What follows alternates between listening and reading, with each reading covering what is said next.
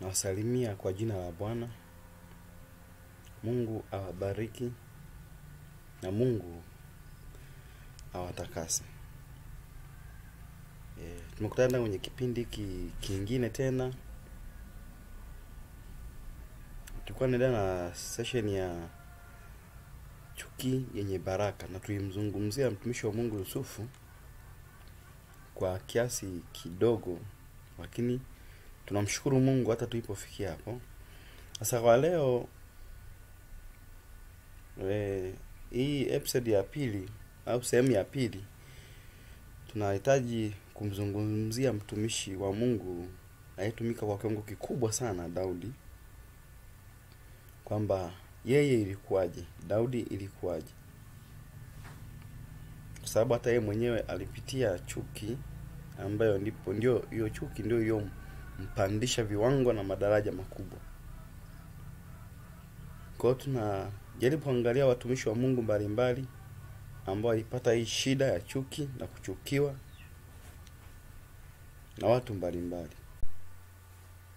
Kama ambavyo tulimwangalia Yusufu kwa uchache, tutamwangalia pia mtumishi wa Mungu huyu Daudi pia kwa uchache.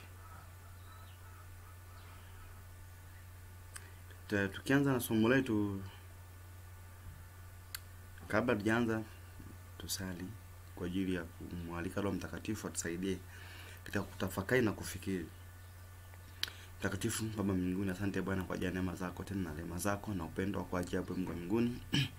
Tunakushukuru Mungu kutupatia nafasi nyingine hii ya kujifunza neno lako Bwana. Yesu, tunaomba Bwana kwa ajili ya jina lako takatifu na neema yako ajabu Mungu, katufunike Mungu mbinguni. Tukapewa kujifunza neno lako Bwana, Roho Mtakatifu akatuelekeze Mungu mbinguni. Naomba nikiamini toka kwa kanisa ya Mungu mbinguni na tutaelewa haya maandiko yako. Mungu, naomba tukajifunze wote, mimi pamoja na watu wengine watakaosikiliza au kuangalia hii video yao. Mungu, naamini utakuwa pamoja na sisi Bwana, na utakuwa umetutunza na kututakasa, na utakuwa umetupatia akili ya kuelewa maandiko katika jina la Yesu.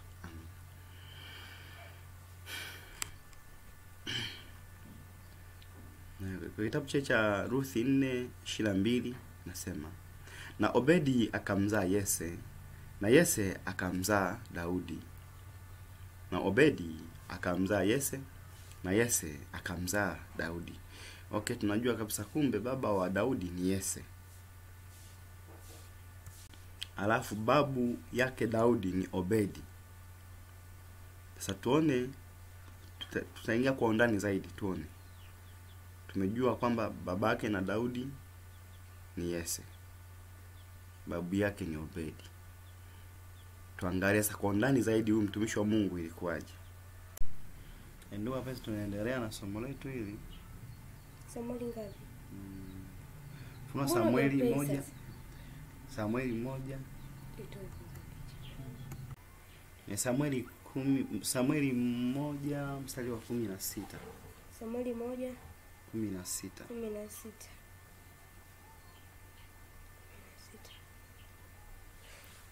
Inasoma Samueli 1:16. Usidhanie mjakazi. Samueli 1 mstari wa 16. Samueli 1 mstari wa 16. Wewe umeenda 1:1. Samueli 1 mstari wa 16. Samueli 1, sawa? Samueli ngoja. Samueli 1 mstari wa 16. Ndio mpaka 16 maana yake. Ngapi? Naanzia 1. Anzia 1. Bwana akamwambia Samueli, hata lini utamlilia Sauli? Ikiwa mimi nimemkataa asiwamiliki Israeli. Ijaze pembe yako mafuta uende nami, nitakupeleka kwa Yese Bethlehemu, maana nimejipatia mfalme katika na wanawe. Amina. Hapa tunaona kwamba katika wafalme wa Israeli sawa, tunatozungumzia habari ya, tusisahau tunazungumzia habari ya chuki yenye baraka. Tumeona kabisa kwamba Yese alimzaa Daudi, na tunaongea habari za Daudi hapa kwamba Yese ilikuwaje, Daudi ilikuwaje, yani imekwaje mpaka kawa mfalme. Manake kuna chuki ambayo ilikuwepo cha kwanza, na walihisi kwamba wakimfanyisha vile Daudi ni kwamba watamtoa kwenye malengo yake, japokuwa wao hawakujua. Shetani yeye alijua alichokuwa anakifanya. Sasa tukisoma hiyo Samueli 1:16 ambayo ameisoma mtumishi wa Mungu hapa, ambayo imesema Bwana akamwambia Samueli, maana yake Samueli kwa ni nabii wa Israeli kipindi hicho, alimwambia nenda, Sauli achana naye huyo, nenda kwa Yese ambaye ni Bethlehemi, maana nimejipatia mfalme katika wanawe. Sasa wanawe nani? Tutaendelea kusoma kusudi tujue kwamba huyu ilikuwaje. Sasa tunaona kabisa kwamba hapa baadaye Samuel alienda. Tuenda tu mdogo tutaelewana. Baadaye Samuel alienda. Hebu tusome hiyo Samuel hiyo nenda mstari wa 4. Tuone Samuel alivyoenda. Samueli akafanya hayo aliyosema Bwana, akaenda Bethlehemu. Wakaja wazee wa mji kumlaki, wakitetemeka nao wakasema, je, umekuja kwa amani? Basi tunaona hapa Samueli baada ya kuagizwa alienda. Sasa tutatatu tuanze mmoja baada nyingine kidogo ili kusudi tuelewe kwamba ilikwaje sasa huko mbele. Kwamba huyu Samueli kaambiwa kuna mtu nimejipatia kule, ila kumwambia jina ni nani. Kwamba nimekupatia fulani, hapana. Ila akasema kuna mtu nimejipatia mfalme kule. Sasa hebu endelea hiyo 6 inasemaje? 6. Ikawa walipokuja alimtazama Eliabu, akasema, yakini Masihi wa Bwana yupo hapa mbele zake. Tunaona kwamba hapa pia baada ya kufika kule, nimevuka kidogo, lakini baada ya kufika kule tunaona kabisa kwamba huyu hata mwenyewe huyu Samueli nabii wa Bwana alimwangalia mtu kwa umbile lake. Alipomwona Eliabu akasema, yakini Masihi wa Bwana yupo hapa mbele zake. Tukiendelea naomba tusome ya 7 alafu tutavuka. 7 inasema, lakini Bwana akamwambia Samueli, usimtazame uso wake wala urefu wa kimo chake, kwa maana mimi nimemkataa Bwana. Haangalii kama binadamu angaliavyo. Maana wanadamu hutazama sura ya nje, bali Bwana hutazama moyo.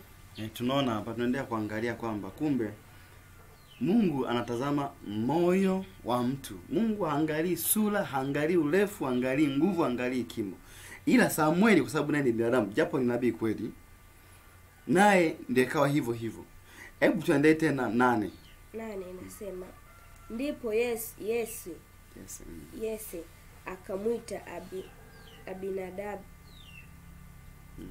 Abinadabu akampitisha mbele ya Samueli, naye akasema, Bwana hakumchagua huyu. Na tuendelee hivyo kwamba Mungu hakumchagua Abinadabu ambaye pia babake, kumbuka huyu baba ameleta watoto wake, kaambiwa leta watoto wako wote hapa. Sasa cha kwanza kuja Eliabu akamleta, Mungu akamkataa, akamleta Abinadabu, Mungu akamkataa. Na baadaye tunavyoendelea tena akampitia Shama, Mungu akamkataa. Baadaye tena akasema, Biblia inasema katika mstari wa 10 tukienda kwa haraka, Yese akawapitisha wanawe 7 mbele ya Samueli. Samueli akamwambia Yese, Bwana hakuwachagua hawa. Nafikiri umeona kama Mungu hachagui kama sisi tunavyochagua, lakini tunasema tena kwamba ni chuki yenye baraka. Tunaenda kidogo kidogo, chuki yenye baraka. Kwamba Bwana Mungu kamwambia Samueli kwamba nenda kwa nyumba ya Yese, pale kuna mtu ambaye nitakiwa awe mfalme. Lakini sasa kapitisha wote wanawe 7 Yese. Lakini hakuna hata huyu hata mmoja aliyechaguliwa wote.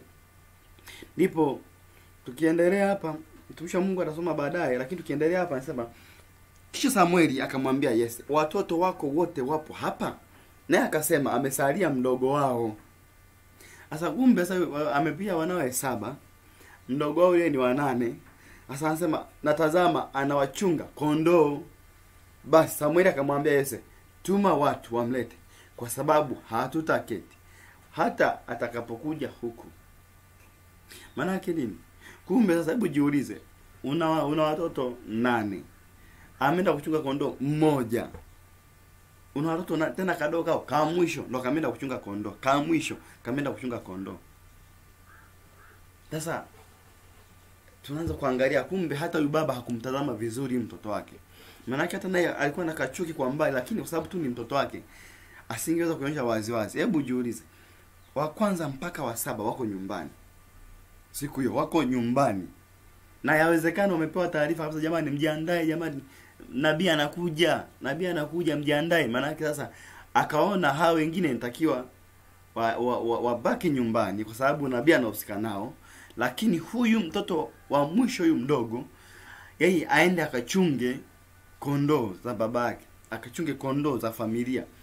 Hebu niambie, ametupa machungani kule kwa chuki ambayo yawezekana tusitofasiri kama chuki, lakini kwa upande mwingine ni chuki, kwa sababu haiwezekani nabii aje nyumbani watu na amesema watoto wako wote wawepo, wewe unamchukua mdogo anaenda kuchunga. Kwa nini usimchukue ile mkubwa wa kwanza akaenda kuchunga? Na kwa hali ya kawaida huwa tunachukuaga wakubwa ndio wanaenda kufanya hizo kazi kubwa, lakini cha ajabu tunachukua wadogo waenda kufanya hizo kazi ya wakubwa. Maana yake nini? Maana yake kuna chuki ambayo ilikuwepo. Yawezekana huyu baba alikuwa anajua au hajui, ila hii chuki ilikuwepo. Hebu tuone. Huyu mtu alikuwa anasema anawachunga kondoo. Umeona? Na ndipo lakini Samueli akasema tuma watu wamlete. Kwa sababu hatutaketi, maana yake hatutakaa hapa. Hata atakapokuja huko. Yaani hapa hatuli, hatuketi, hatufanyi chochote kile mpaka huyu mtu aje. Sasa tusome mtumishi wa Bwana asome hiyo 12. Basi akamtuma mtu, naye akamleta kwao, naye alikuwa mwekundu, mwenye macho mazuri. Akamtuma mtu. Naye anaongeza sifa za huyu mtu. Anasema naye alikuwa mwekundu, mwenye macho mazuri. Sasa kama ana macho mazuri, kwa nini asichaguliwe kuwa mfalme? Sasa kwa hiyo tukiangalia hapa ana macho mazuri. Sifa za huyu mtu, cha kwanza ni mwekundu. Inawezekana hata sifa akawa ni mweusi, lakini tunazungumza habari za mwekundu. Huyu mtu ni mwekundu. Sasa kwa nini waseme mwekundu? Inawezekana alikuwa na sifa tofauti na wengine, kwamba hizo sifa hizo yawezekana hazitakiwi mbele ya nani? Mbele ya watu. Ila mbele ya Mungu tumesema Mungu haangalii sura, haangalii rangi ya mtu, anaangalia moyo wa mtu. Sasa hapa sifa ya kwanza amesema alikuwa mwekundu, mwenye macho mazuri. Endelea mtu. Ngapi? Endelea mazuri na umbo. Ya 12 hiyo. Manake mwenye macho mazuri na umbo lake lilikuwa la kupendeza. Bwana akasema, ondoka umtie mafuta, maana huyu ndiye. Kwa hiyo Mungu alimchagua huyu mtu ambaye alitupwa machungani, ambaye alitupwa huko akachunge kondoo, akachunge mbuzi, akachunge ng'ombe huko, akatupwa huko mtaani kabisa huko. Lakini wenzake walikuwa na sherehe nyumbani pale, jamani nabii anakuja, kwa hiyo jitakaseni kwa sababu anakuja kumtia mafuta mfalme. Jamani jitakaseni, wakajitakasa. Lakini wakaambia wewe hakuna kukaa hapa, wewe nenda kuchunga kondoo, nenda kachunge kondoo, kwa sababu wewe tunavyokuona wewe umbo lako hili na macho yako haya na karangi kako aka, wewe huwezi kuwa mfalme wewe. Nenda kachunge kule. Kuna mtu mahali yawezekana. Huyu mtu huyu. Inawezekana unamwangalia kwenye familia. Wakimwangalia unaona kama vile hastahili. Huyu hastahili kusoma huyu. Huyu hastahili kupata hiki. Wanamtupia huko nje. Wewe nenda kachunge huko kondoo. Wewe nenda kakae huko. Acha wenzako wasome. Wewe kaa hivyo ulivyo. Lakini tukumbuke kabisa siku Mungu akimeza nabii hapo. Huyo mnemtupa, huyo anayetupwa huyo. Nakwambia yeye ndiye atakayekuwa mfalme. Alafu akiwa mfalme sasa. Jamani, msione aibu. Akiwa mfalme kwa sababu huyo umemtupa pembeni, hamtaki afanye, hamtaki kabisa Mungu amtembelee. Usipotaka Mungu amtembelee mtoto hapo nyumbani, atamtembelea huko porini, atamtembelea huko mtaani, atamtembelea huko ulikompeleka, atamtembelea huko ulikomfukuzia, akafanya kazi za ndani kwa sababu yeye ili kusudi awe kipato cha kwenu. Akaolewe haraka akiwa bado mtoto mdogo kwa sababu ni kipato cha kwenu. Sasa mimi nakwambia huyo mtoto huyo siku moja Mungu atamtembelea. Tena cha ajabu atatiwa mafuta nyumbani kwenu. Cha ajabu atashangaa na kuja kuolewa nyumbani kwenu na mtu ambaye mlikuwa mtegemei. Mtu mwenye fedha, wakati mwingine ni mtu tajiri ambaye Mungu amemwandaa huyo mtu, ni mtu mwenye heshima. Utashangaa imekuaje? Mbona hapa nina mabinti wazuri? Mbona lakini kwa nini wamekachukua haka? Sifa yake huyu mtu. Cha kwanza inawezekana ni mwekundu au mweusi, lakini ana macho mazuri, lakini ana umbo la kupendeza. Sasa huyo unamtupaje? Huwezi kumtupa mtu design kama hiyo. Mungu atamtafuta tu popote pale alipo. Kumbuka, ana macho ya kupendeza, ana umbo zuri, na ni mwekundu au ni mweusi, lakini nakwambia ndani ya moyo wake ana moyo safi ambao Mungu ameutaka. Mungu angalia sura, angalia chochote kile. Anaangalia moyo ulio safi, uliopondeka mbele zake. Na ndio maana Mungu alisema, Bwana nimejipatia mtu pale. Sasa hebu mtumishi wa Mungu aendelee. Aendelee 13 hiyo alafu 13. Ndipo Samueli akaitwa pembe yenye mafuta. Akamtia mafuta kati ya ndugu zake na roho ya Bwana. Niendelee. Na roho ya Bwana ikamjilia Daudi kwa nguvu. Tangu siku ile basi Samueli akaondoka akaenda zake Rama. Basi sawa. Sasa tunaona kabisa kwamba huyu alikuwa ametupa machungani, ametupa huko akachunge huko. Yeye atastahili kuwa mfalme, astahili kuchaguliwa. Tunaona kwamba hii chuki ambayo ilikuwepo tutaiona kwa mbele kidogo tena. Tutaiangalia kwa mbele inavyoendelea. Lakini ukweli ni kwamba huyu alitiwa nini? Alitiwa mafuta. Huyu ambaye ametupwa, huyu ambaye mmemkataa, huyu ambaye mmemkataa alitiwa mafuta. Na japo mlimtupa, lakini huyo ndio Mungu anasubiria amtie nini? Amtie mafuta. Ataagiza nabii wake kutoka mahali popote pale. Atasema siku hiyo, jamani hapa hatunywi, hapa hakai mtu, asimami mtu. Hapa tunamtaka fulani aje hapa. Huyo ambaye mlikuwa mnamdharau, huyo ambaye mlikuwa mmemtupia pembeni, wewe bosi huyu ambaye ulikuwa humpatii kazi, unasema huyu hapana simtaki.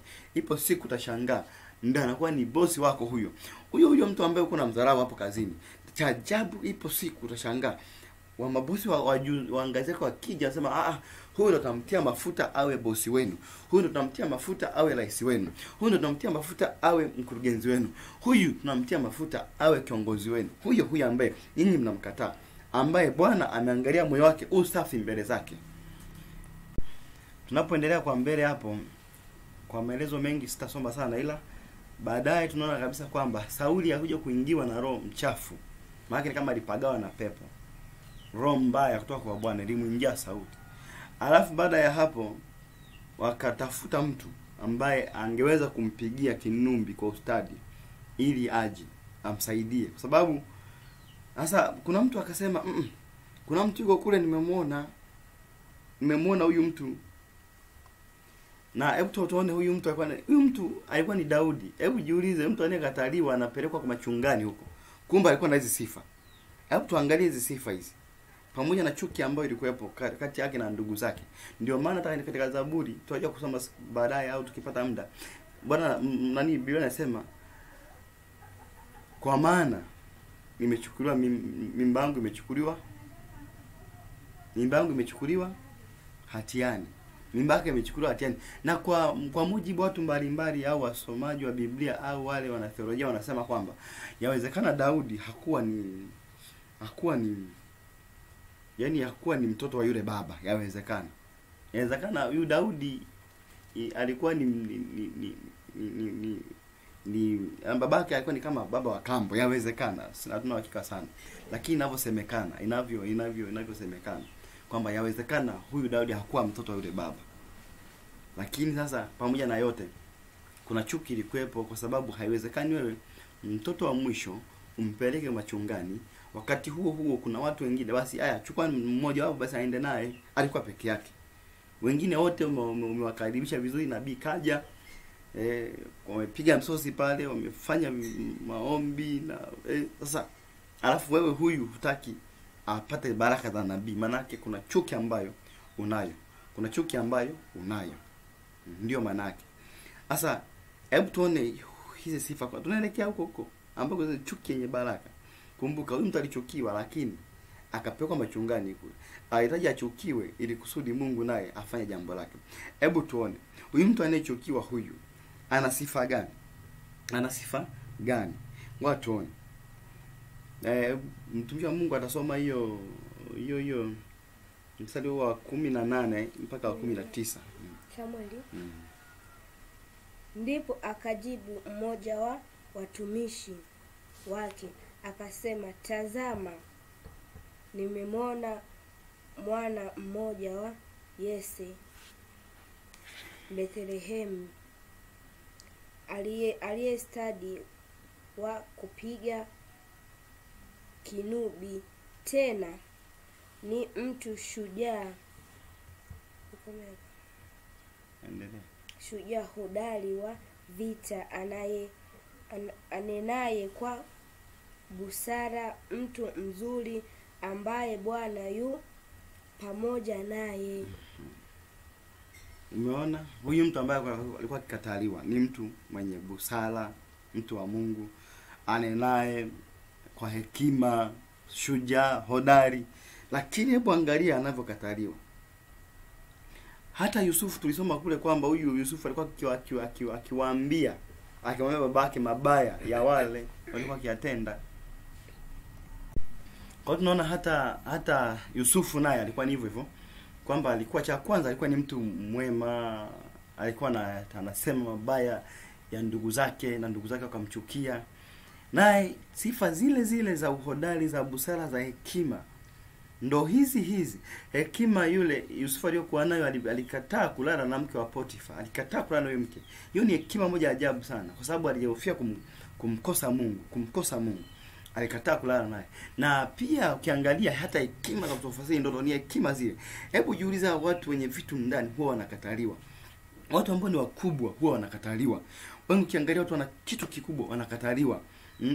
Wanachukiwa, manake ile chuki kama ilivyokuwa kwa sifa za Yusufu. Hata huyu kumbe tumeona sifa zake hapa. Tumeona kwamba hizo sifa zake, tumeona kwamba ni mtu hodari wa vita, ni mtu shujaa, anenaye kwa busara, mtu mzuri ambaye Bwana yupo pamoja naye. Umeona jambo kama hilo. Sasa tukiendelea sasa vizuri katika somo letu hili, nataka tuone huyu mtu hizi chuki kwaje mpaka zikaanza kumpandisha. Maana yake walimchukia kwanza nyumbani, wakamweka kwa machungani, lakini Mungu tokea na ile chuki waliokuwa nayo.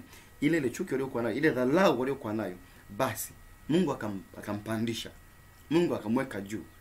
Kwa sababu anashatoa mafuta sasa ni mfalme, japo hajapata ufalme bado, lakini wanajua kabisa nabii akisema neno limekuwa.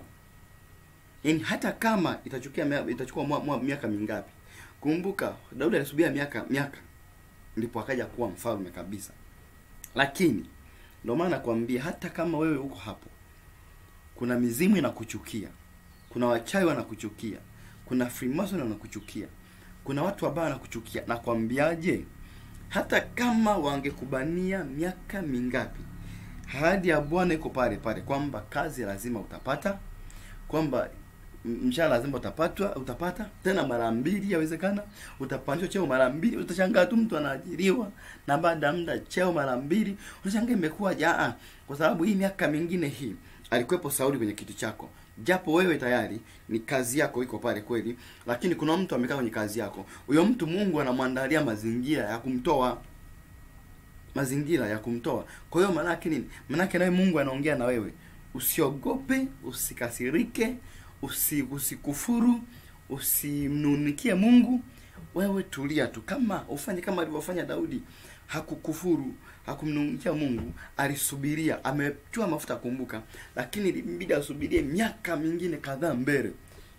Sio kama Sauli alivyotiwa tu mafuta na baada ya muda akawa mfalme. Lakini huyu Daudi alisubiria, na kumbuka Daudi alikuwa kipenzi cha Mungu, lakini hakutiwa mafuta hapo akawa mfalme. Maana hata wewe hapo ulipo, Mungu akusaidie sana. Inawezekana umeomba kazi muda mrefu, hupati kazi. Kumbuka kwamba Mungu yupo pamoja na wewe. Huyo Mungu huyu kuna vitu anakufundisha. Anakufundisha uvumilivu. Anakufundisha kumtegemea yeye. Anakufundisha kwamba pale kazini kwa kuna mtu nitakiwa staafu mwaka huu, aondoke ile nafasi ije kwako. Lakini kuna mtu nitakiwa afukuzwe, ile kazi ije kwako. Kwa sababu kuna mtu kamtenda Mungu dhambi pale, nitakiwa aondolewe. Kwa hiyo na wewe umetiwa mafuta, umetamkiwa na mtumishi wa Mungu. Mambo utapata mtoto, utapata kazi, utapata biashara, utapata huduma yako. Lakini mpaka sasa hujapata, sio kwa sababu una shida, hapana. Ni kwa sababu Mungu kuna jambo anataka kufundisha. Amtoe adui yako bila hata watu wengine kujua amemtoa toaje. Kwa maana yake nini? Maana yake mimi nakwambia saizi vita yako ni kali, lakini ukishafika pale vita yako inakata yote. Na mimi nakwambiaje, na Mungu ni mwema. Hiyo kazi aliyokupatia unaipata kwa jina la Yesu. Na utaipata hivi karibuni. Maana yake umesubia miaka mingi kama alivyosubia Daudi. Sasa hebu tuendelee kidogo, tuangalie ni chuki gani ambayo sasa kwa sababu kumbuka chuki haikuishia pale pale kwamba akapekwa machungani na bado hata alipopakwa mafuta bado kuendelea kuchunga vile vile. Aliendelea kuchunga vile vile. Kapakwa mafuta kumbuka, lakini sio kwamba chuki iliondoka. Iliendelea kuwepo vile vile. Sasa kuna mtu inawezekana umetamkiwa utapata kazi, lakini unaona hujapata. Sio kwamba ulimwengu wa roho ndio hapana, ni kwamba muda wako unakuja na Mungu anatamani kuondoa kila kitu, akuweke wewe ambaye utampendeza. Sasa tukiendelea na hii chuki yenye baraka, tuangalie katika Samueli wa kwanza 17 mstari wa 28. Lakini kabla hujafika huko ni kwamba kuna vita ilitokea kati ya Israeli na Wafilisti, ambapo sasa Sauli aliondoka na baadhi ya ndugu zake Daudi kwa ajili ya naye vitani. Walikuwa ni watatu, Eliabu, Shama na Binadabu. Sasa walivyoenda vitani, manake hao wengine walibaki, akiwemo Daudi. Kwa sababu Daudi kazi yake kwa bado ni ng'ombe vile vile, anachunga mbuzi yuko kondoo na babake. Kwa hiyo yeye alikuwa hakwenda. Lakini akawa anaagizwa na baba yake pia kupeleka chakula. Hebu tujiulize, huyu mtu cha kwanza yuko machungani, anachunga. Lakini bado huyu mtu ndiye anaagizwa tena kupeleka kule. Utafikiri kwamba hawa watoto wengine hawapo. Kuna mtu ambaye ndivyo alivyo kwenye familia. Yaani ni kwamba hawa wengine ni ili wapumzike, lakini huyu mtu afanye kazi. Hawa wengine wakikataa ni yeye hakuna shida, lakini huyu akikataa tabu inakuepo. Kwa hiyo huyu mtu utashangaa anatoka shule, anafanya kazi, anafanya hiki, lakini kuna ndugu zake wapo hapo nyumbani wamekaa. Na mama asemi na baba asemi. Ndugu hawasemi. Kwa nini? Huyo mtu kumbuka, kuna chuki ambayo ipo, isipokuwa tu si ya wazi. Lakini tunaona kabisa kwamba baada alipokuwa akipeka chakula kule, kuna Mfilisti yule ambaye alikuwa ni Goliati. Alitoka akawa anatukana wana wa Israeli, lakini hakuna hata mmoja alikuwa anasubutu kwa sababu wote walikimbia. Sababu alikuwa ni jitu.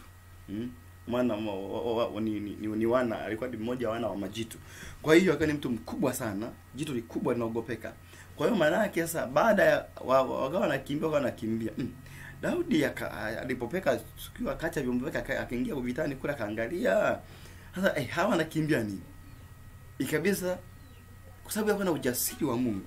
Kumbuka, hawa walikuwa na maumbo lakini hawana ushujaa wa kimungu ndani. Hawana Mungu ndani. Hawana busara. Tunasema hawana busara.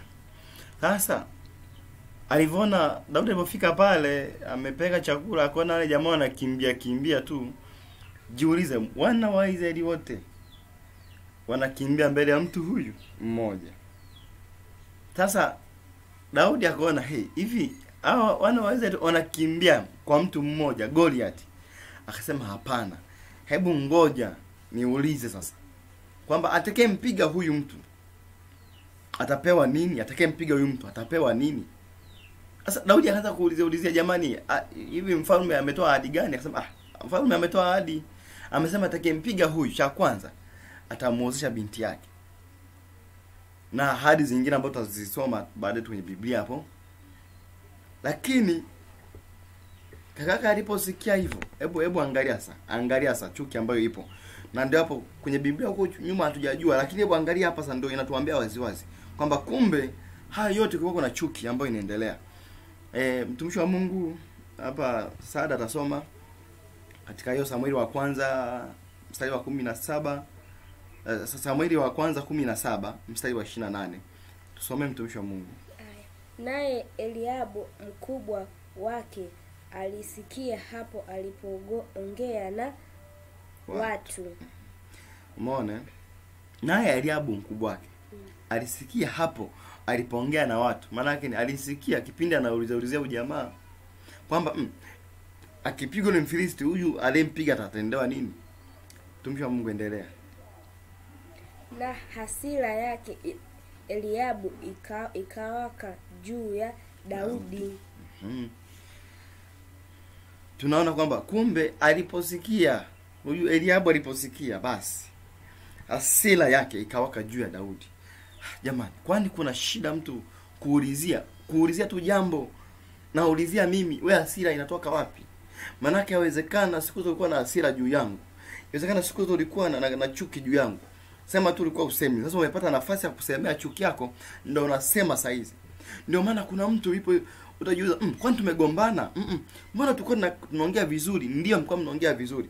Lakini mtu alikuwa na chuki. Hasira yako iwake kwangu. Kwa nini? Wakati mimi naulizia tu. Kwa nini hasira yako iwake juu yangu? Mtumishi wa Mungu aendelea. Akasema, mbona wewe umeshuka hapo? Mbona umeshuka hapa? Mbona wewe umeshuka? Akamuuliza, akamfuata mdogo wake. Akamuuliza, mbona wewe umeshuka hapa? Manake unaona kabisa kwamba huyu mtu ni sawa mtu anasema kwamba hustahili kuwa hapa. Hustahili kukaa hapa. Mbona wewe uko hapa? Mbona leo umekuja hapa kuomba kazi? Mbona wewe uko hapa? Mbona umeajiriwa hapa? Manake huyu mtu ana chuki na wewe. Anaona kama vile hustahili kuwa hapo. Umeona? Endelea mtumishi wa Mungu.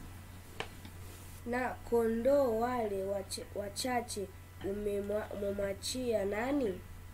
Kule nyikani? Hebu jiulize sasa. Na kondoo wale wachache umemwachia nani kule nyikani? Manaka anamuuliza wewe, na anamwambia na wewe nafasi yako ni kwenye kondoo tu, sio hapa kwenye vita. Wewe uruhusiwi kukaa hapa vitani. Wewe kwako ni kwenye machungani kule, kwenye kondoo kule nyikani. Yeye kaka nyikani, sio hapa mbele za watu. Sio hapa pamoja uketi pamoja na wakuu hapa, sio hapa.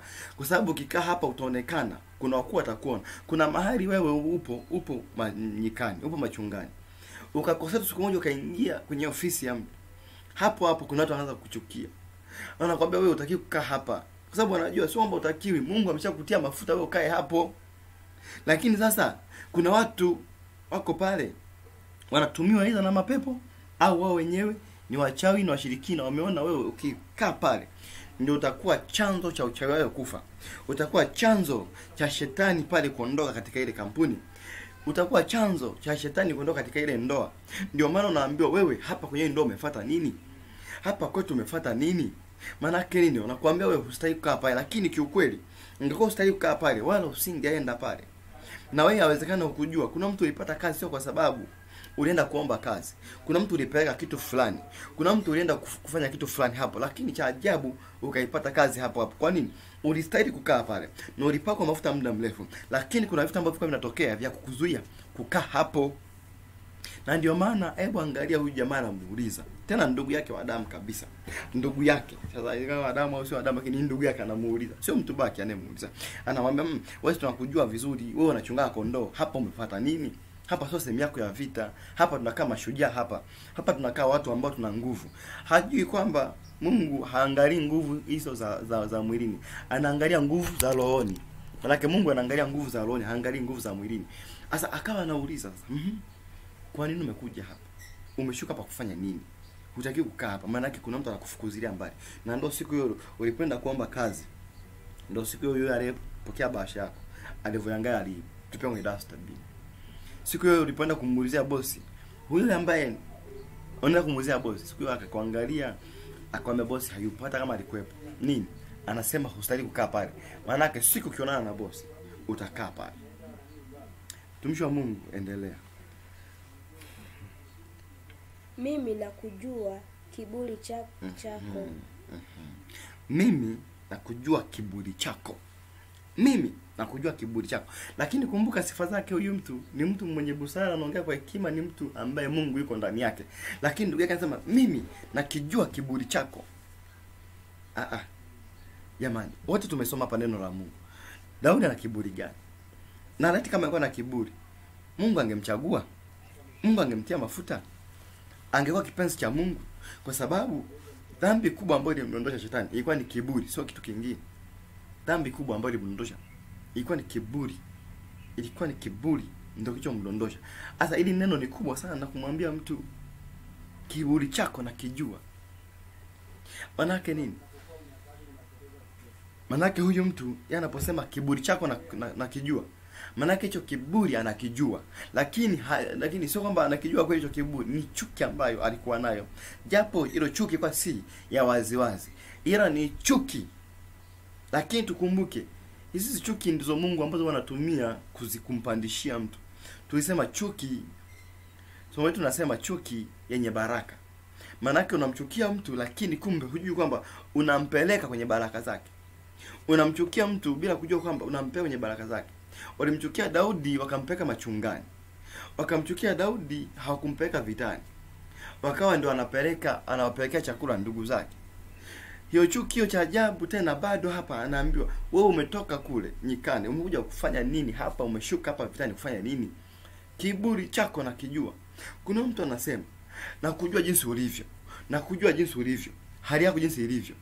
Na kujua jinsi ulivyo. Sema mimi nakijua kiburi chako na ubaya wa moyo wako. Hebu angalia hiyo chuki. Chuki kubwa sana hii. Na ubaya wa moyo wako. Najua kiburi chako na ubaya wa moyo wako.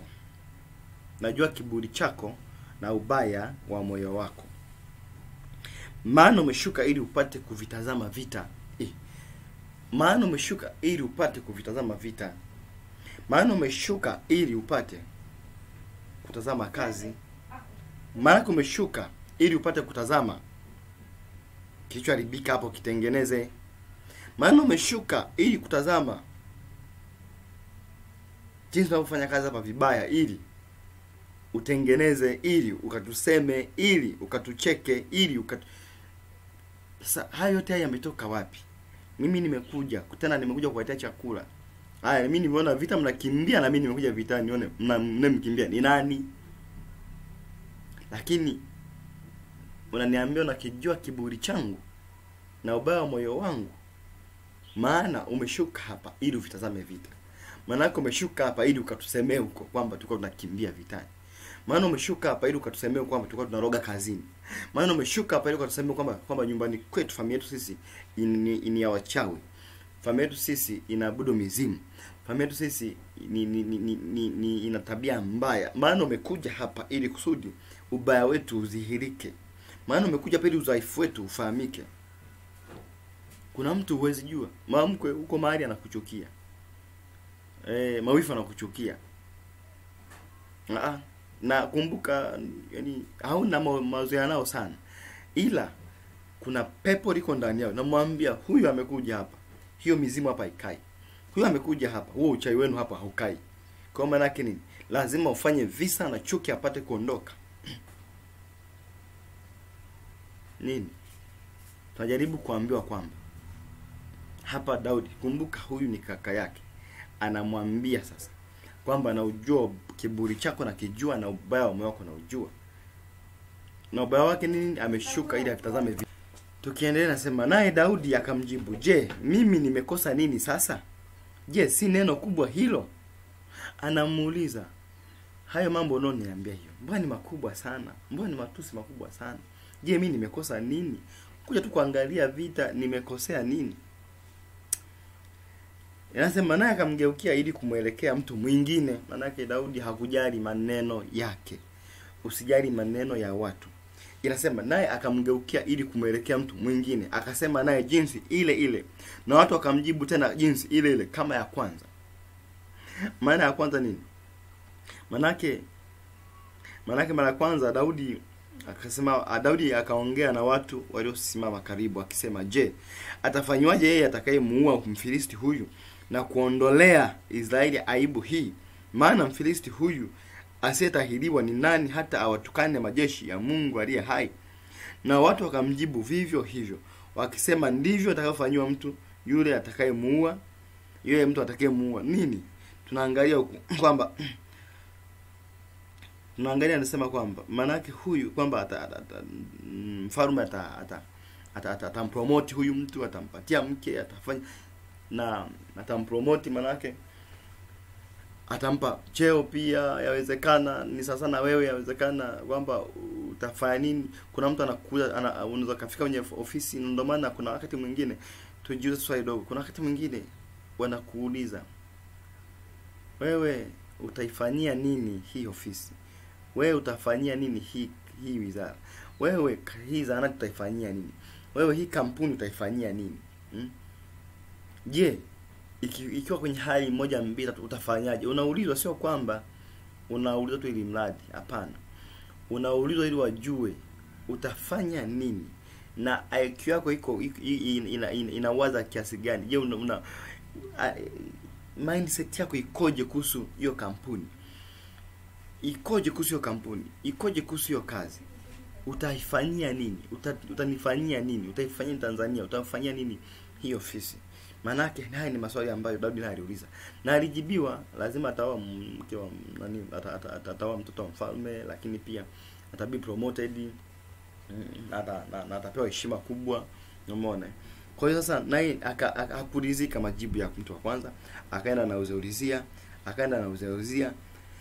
Na ndipo kaka yake aliposikia maneno, akamwambia ile maneno aliyokuwa amemwambia, na asema na maneno hayo alisema Daudi. Tunaendelea, inasema naye Daudi naye 31 hiyo Samueli wa kwanza 17 mstari wa 31. Na maneno hayo aliyosema Daudi aliposikiwa, watu wakamueleza Sauli, naye akatuma mtu kwenda kumuita. Yeye hakwenda kwa mfalme moja kwa moja, bali alikuwa anauliza kwa watu. Na alipouliza ikabidi watu wapeleke taarifa, bwana, kuna kijamaa kule kinaulizia kwamba atafanywa nini mtu atakayemuua. Inasema Sauli akamwambia Daudi. Daudi akamwambia Sauli, maana alituma watu kwenda kumuita. Daudi akamwambia Sauli, asizimie moyo mtu yeyote kwa ajili ya huyu. Mimi mtumishi wako nitakwenda kupigana na Mfilisti huyu. Sasa somo tunasema chuki yenye baraka. Mtoto alichukiwa, akaweka tengwa au anachunga mifugo. Mungu tukana ile chuki, Mungu akamnyanyua. Kuna muda kila mtu anakuwa hakupendi, kuna muda kila mtu anakuwa anakuchukia, kuna muda kila mtu anakuwa hayuko upande wako. Kwa hiyo ni Mungu mwenyewe anaamua nyanyuke. Kwa hiyo usiogope. Lakini kule vitani ameenda, kule kazini umeenda, umekuta kazi imekuwa vibaya, umekuta kazi imekuwa ovyo, umekuta wizara inaweza kufilisika, umekuta bosi anaweza kufilisika, umekuta kampuni inaweza kufilisika, umekuta chochote kile ambacho ile biashara inaweza kufilisika. Sasa unaulizia kwa muhusika, je, nikinyanyua hii huduma, nikinyanyua hii biashara, huyu mtu atakayefanya hivi atafanyiwa nini? Nikifanya lolote ile ambalo je linaweza kuinua hii kazi na mambo yakaenda vizuri, je, huyu mtu atafanywa nini akifanya hivyo? Sasa katika kuongea huko hukwenda kwa bosi moja kwa moja, uliulizia. Kwa sababu unapoulizia wale pia hawana majibu, wamekosa majibu. Wangelikuwa na majibu kwa sababu wameahidiwa, wao wanajua, wewe hujui walichoahidiwa, lakini wao wanajua. Wamekosa majibu. Maana yake wamekosa majibu. Sasa inahitajika mtu wa kutoa majibu kwa mfalme ambaye ni wewe. Amekosa mtu majibu ya kutoa kwa bosi kwamba hii kampuni sifilisike, lazima ufanye 1 2 3, lakini wewe umeitwa pale.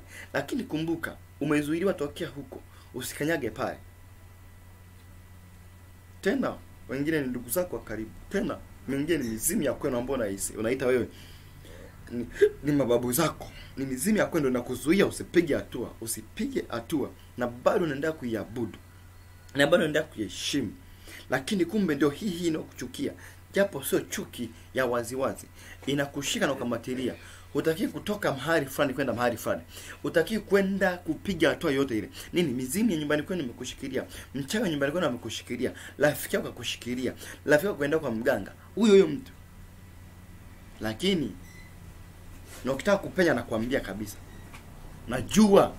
najua ubaya wako, najua kiburi chako. Hapo nataka kupenya, unashangaa. Chuki yenye baraka. Kwa kadri huyu mtu anavyozidi kuchukia na kukupa hard time, kukupa wakati mgumu, kwa kadri ambavyo mume wako anakuchukia na kukupa wakati mgumu, ndio baraka zako zitakuja kuonekana. Kwa kadri ambavyo mke wako anakuchukia, mimi nakwambia uko hapo unamsaidia mtu fulani, lakini uko hapo mke wako anakuchukia, mume wako anakuchukia, kumbe kuna baraka ambayo inazidi kuja. Nini? Kuna huyo mtu hataki, yawezekana yeye hajui kabisa anachokifanya, kwamba utakuja kuzaa mtoto ambaye atawatoa kwenye hali ngumu. Utakuja kuzaa mtoto pamoja naye ambaye atawatoa kwenye shida mlionayo. Utakuja kufanya jambo ambalo kupitia wewe kuna baraka nazipata, na hizi baraka inatakiwa sio uvumilivu wako tu zitoke. Sasa huyu watu wengine ndio wakapeleka taarifa kwa mfalme, na aliposikia akamuita yule. Na Daudi akasema, akamwambia mtu yote asife moyo kwa ajili ya huyu mtu, kwa ajili ya huyu Mfilisti. Asife moyo mtu yote. Maana mimi mtumishi wako nitakwenda kupigana na Mfilisti huyu. Hebu jiulize, watu wote wamekosa ushujaa, wamekosa majibu. Lakini jamaa anasema mimi mtumishi wako nitakwenda.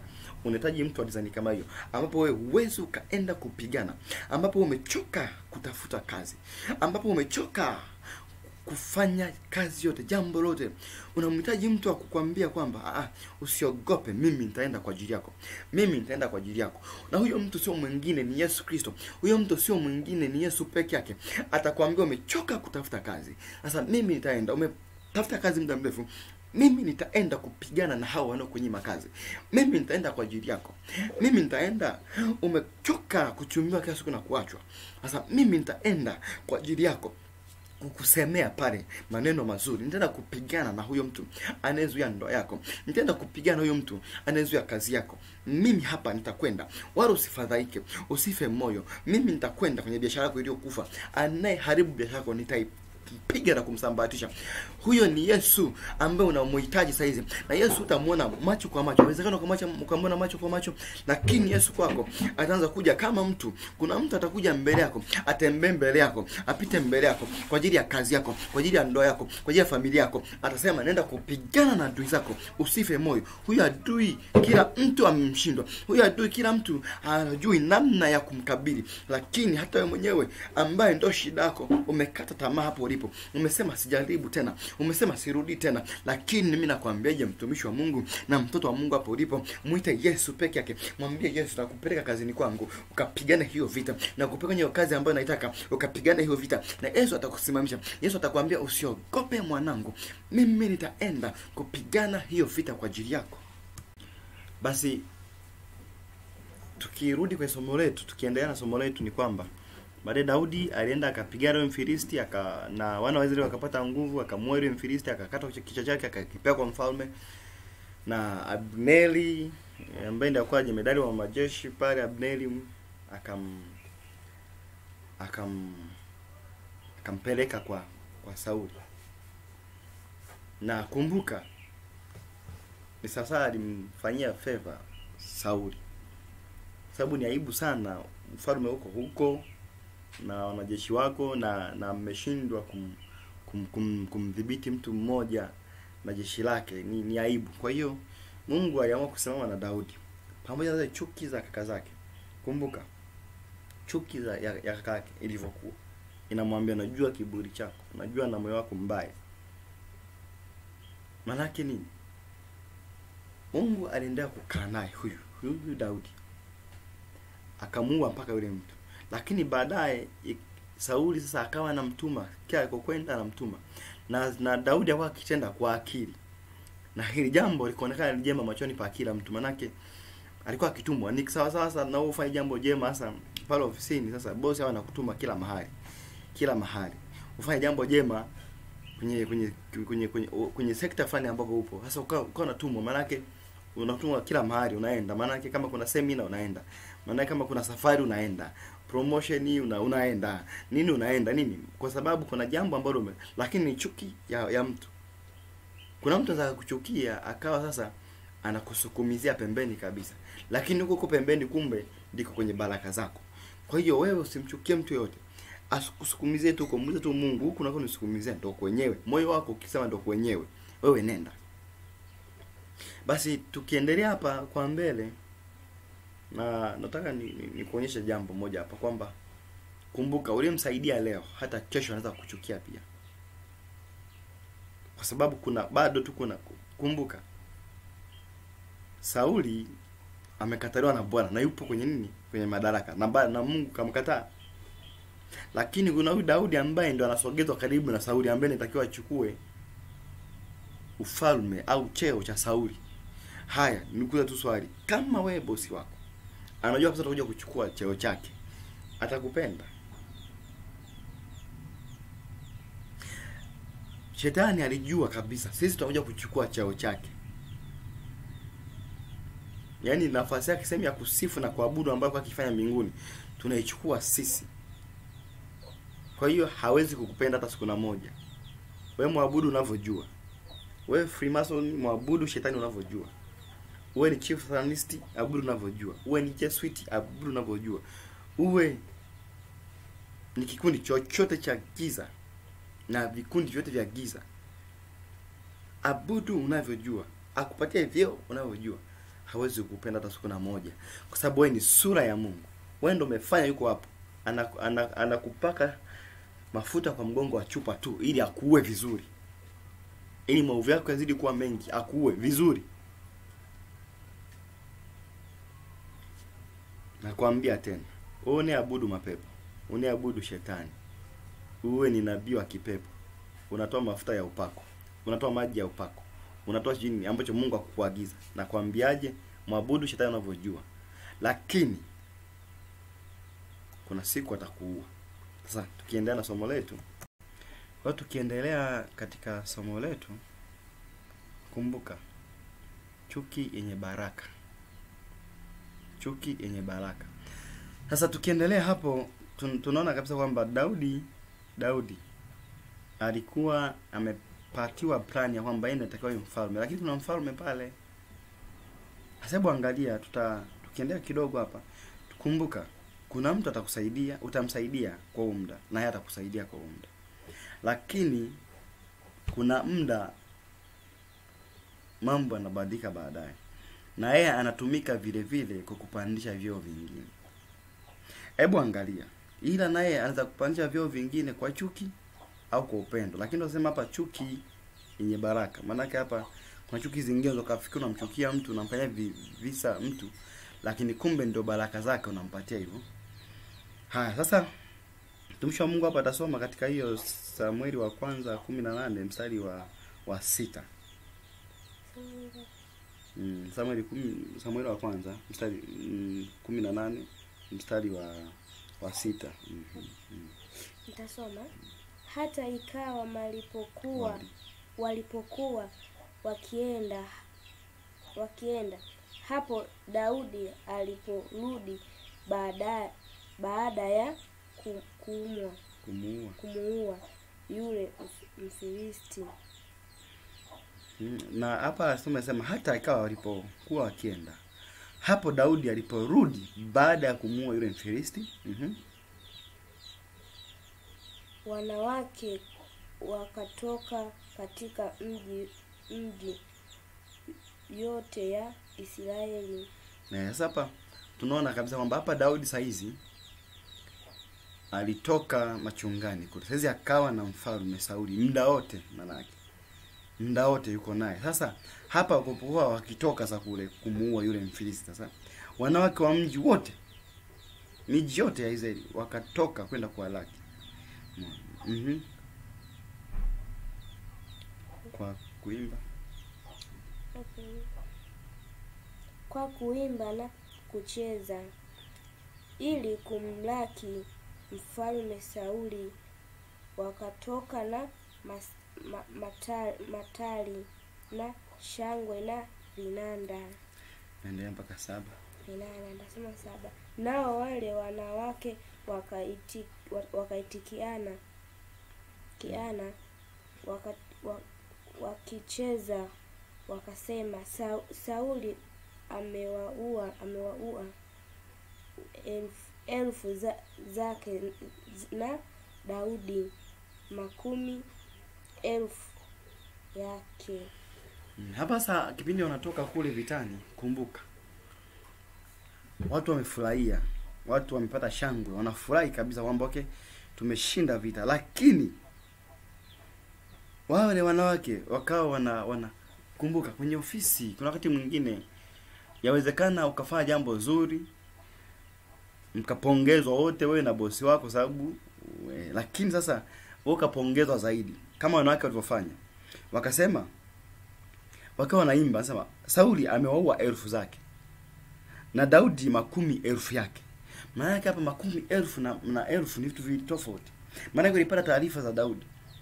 Walipata taarifa kwamba Daudi ndiye amemuua yule Goliathi. Sasa kipindi wanaimba, wanacheza hivyo, wanafurahi hivyo kwa shangwe, wanasifiwa hivyo kwa shangwe. Haya, tuone mstari Sauli wa 8 unasemaje? Basi Sauli akadhibika sana na maneno haya ya kumchukiza akasema. Mmeona hapo jambo?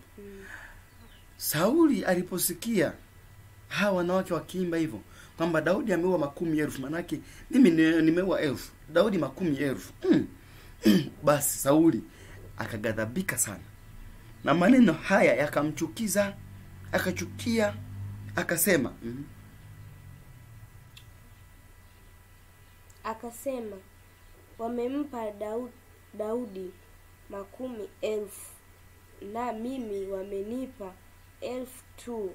Kuna nini tena awezayo kupata isipokuwa ni ufalme? Chuki yenye baraka, chuki yenye baraka. Umeona hapa Sauli alikasika aliposikia na akasema moyoni mwake kwamba wamempa Daudi 10,000 na mimi wamenipa 1,000 tu.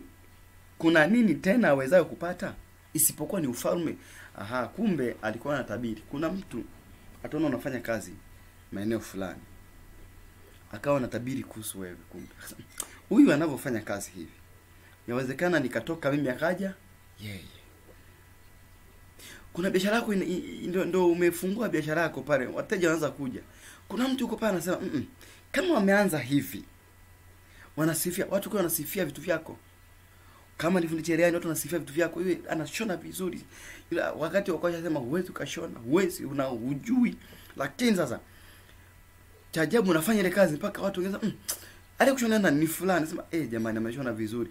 Yule mtu anasikia ile maneno, anasema mbona wamemfanyia, mbona wanamsifia hivi kwa staili hii? Basi kwa sababu mimi hapa ndio nimetawala muda mrefu, kwa staili utawala na mia kwa huyu. Hapa kazini kwa staili hii, kwa hii kazi anayofanya huyu, basi kwa hii kazi inayofanyika hapa na huyu watu wanaona, basi kuna nini kingine cha kumpa zaidi ya cheo changu? Kwa sababu Ukiangalia bosi anakupendelea, anakupeleka huku, unapata safari.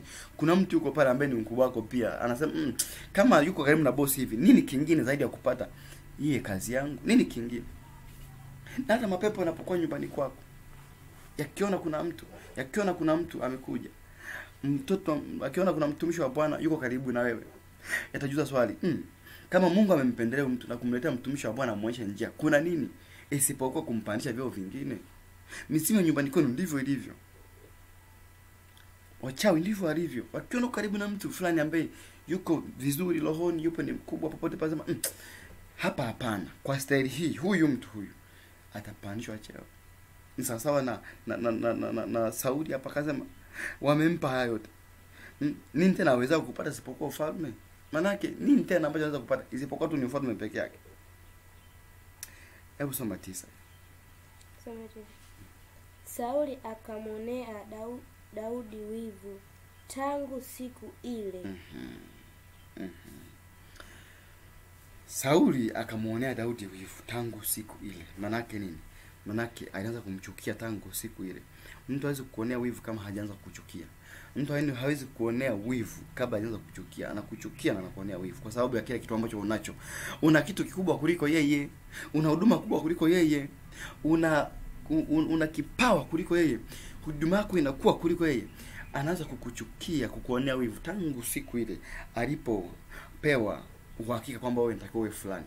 Tangu mchawi alipojua wewe unatakiwa uwe nabii wa Bwana. Tangu ile Freemason alipojua unatakiwa uwe mfanyabiashara mkubwa. Tangu siku ile alikuona wivu. Tangu siku alipokuona tu alikuona wivu. Tangu siku ile mizimu ilipokuona umeingia kwenye ile familia umezaliwa, ikakuona mbeleni, ikakuonea wivu. Tangu wale wachawi walipokuona walikuonea wivu, maana yake wakuchukia.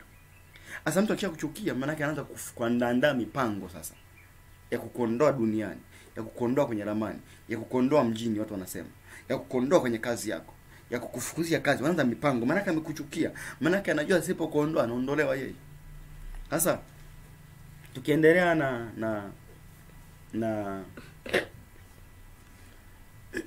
tukiendelea na somo letu, hatutasoma sana kwa sababu ya muda, lakini pia neno la Mungu linasema kuna baada ikawa siku ya pili yake roho mbaya ilipomwingia Sauli, wakamuita Daudi kwa kuja kupiga kinumbi pale, na siku hiyo Sauli alikuwa na mkuki mkononi mwake. Mtumishi wa Mungu atasoma hiyo 11. Mara Sauli akautupa ule mkuki, maana alisema nitampiga Daudi hata ukutani. Daudi akaepa akatoka mbele yake mara 2. Umeona kwamba sasa baada ya kupata ile, kumbuka Daudi alimsaidia nani? Sauli kumua Mfilisti. Lakini leo hii tena yule Sauli anamtafuta Daudi amuue. Unaona chuki hii, unaiona hii chuki kwamba alimpenda mara ya kwanza akamchukua, lakini baadaye alivyoona maslahi yake yako matatani akamchukia tena, akamtafuta muue mara hizi mara 2. Manake alitaka amtupie mkuki, amchome mpaka ukutani afe mara hizi mara 2. Na lakini Daudi ni mwepesi wa kukwepa, kama alipiga akamua yule Mfilisti sembuse. Kwa hiyo akakwepa, akakimbia mbele zake. Hebu soma hiyo pia.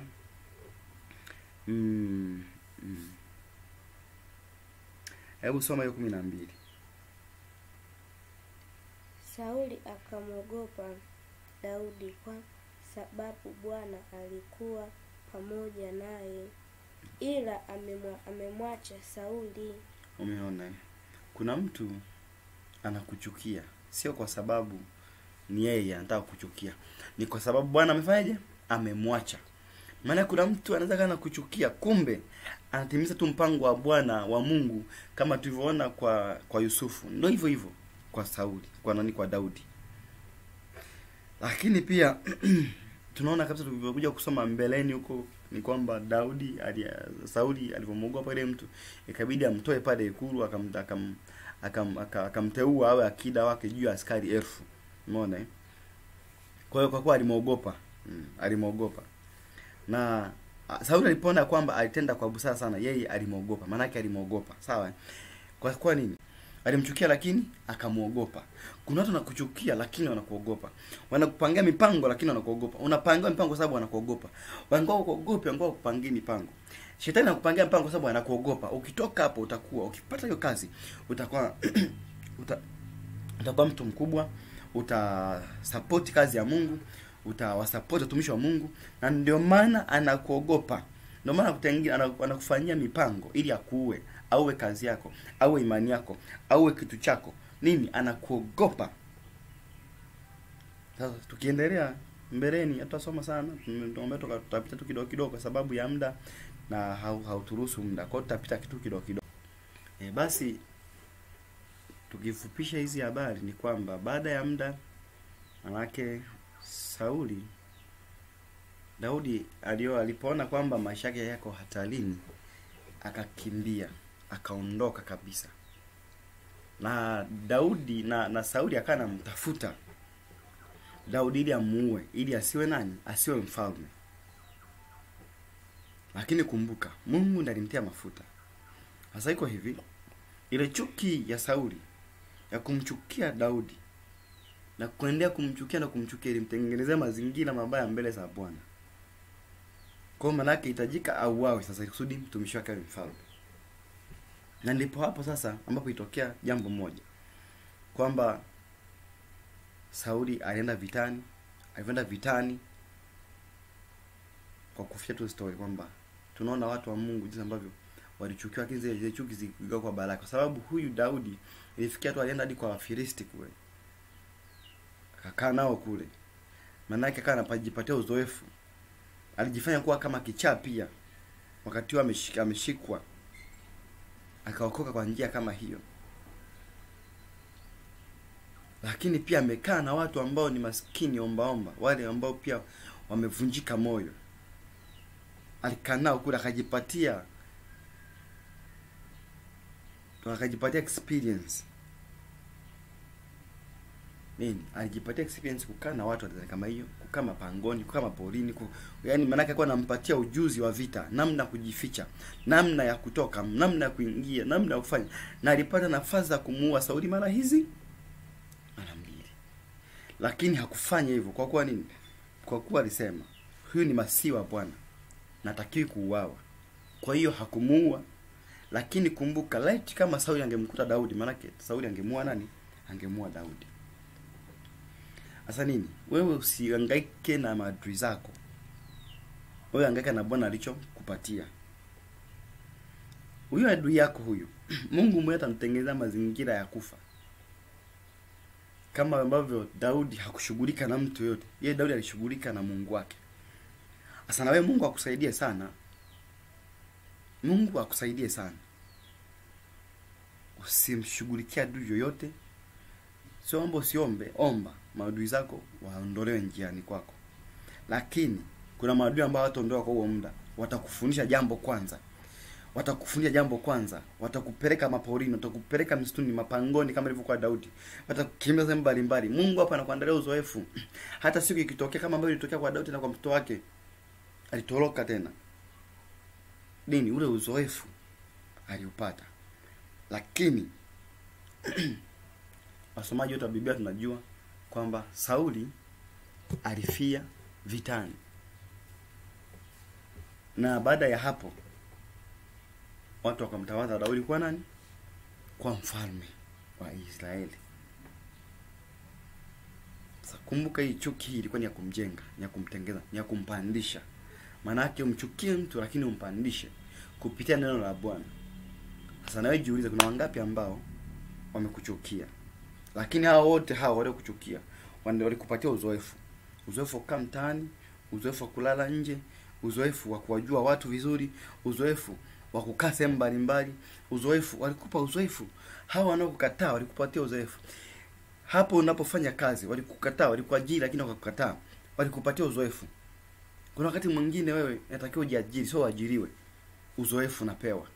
Kwamba ipo siku unaweza kufanya ukajiajiri. Kwa hiyo unapewa uzoefu ufanye jambo. Mtoto wa Mungu ufanye jambo. Ni uzoefu unapewa. Hiyo hali ngumu anayokupatia ni uzoefu unapewa. Au maisha magumu unayopitia ni uzoefu unapitia, ili kusudi siku Mungu akikunyanyua basi ujue kabisa namna kuingia na namna kutoka mbele zake. Basi kwa leo, kutokana na muda wetu, na tutamshukuru Mungu na maombi hapo tutakayoomba wewe sasa. Jambo la kwanza, tunaweka hinti zile kwamba kwa namna. Cha kwanza lazima uombe rehema kwa Mungu tu. Haijalishi wewe ni mtakatifu kiasi gani. Cha kwanza ni rehema kwa Mungu. Lakini cha pili pia ni kuombea tu rehema hao watu, kwa sababu hawajua litendalo, ni shetani kawashikilia.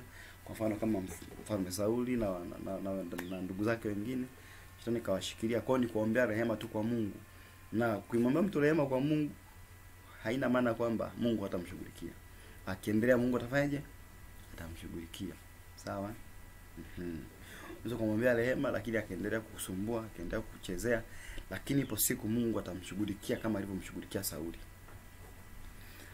Cha pili pia ni kuendelea kumwomba Mungu atupatie nguvu, imani na ujasiri katika yeye. Hata kama tumekosa nini, hata kama tunaona maisha ni magumu, mambo ni magumu, ni kumwomba Mungu atupatie nguvu na ujasiri wa kuendelea kusonga mbele. Na kutupatia kutupatia moyo wa ujasiri kama ulivyokuwa kwa Daudi. Alitenda kwa ujasiri. Hata kama ambapo wengine wanakimbia, alitenda kwa ujasiri.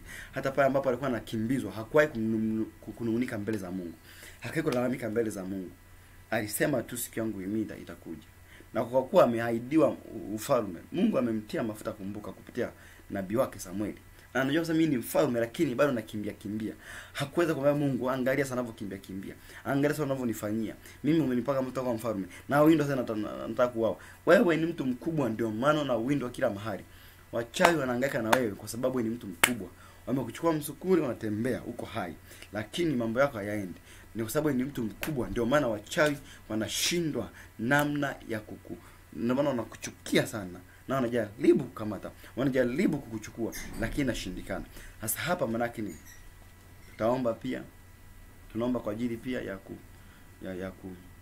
ya kutupatia nguvu za kuweza kuhimili vishindo vyao, kutupa nguvu ya kuweza kupambana nao, kutupa nguvu ya kuweza kupambana nao hadi mwisho, ambapo Mungu tuchukue zile baraka ambazo Mungu ametupatia. Tuomba Mungu, utaomba hayo maombi. Na Mungu ni mwema. Kama tutahitaji msaada wa maombi na maombezi, namba ziko hapo chini. Na tuna mtumishi wa Mungu hapa, anaitwa Jacqueline Haji Sada, amezoeleka hivyo na ni mtumishi wa Mungu. Wengine wanamjua. Ni mtoto wangu wa kiroho. Ni mmoja ya wazaliwa wa kwanza wa hii huduma ya Bwana Ni Haki Yetu. Na kwa hiyo tunamshukuru Mungu kwa ajili yake. Ni hajaolewa. Kwa hiyo lakini mchungaji wa baadaye. Mungu awabariki sana katika jina la Yesu. Amina.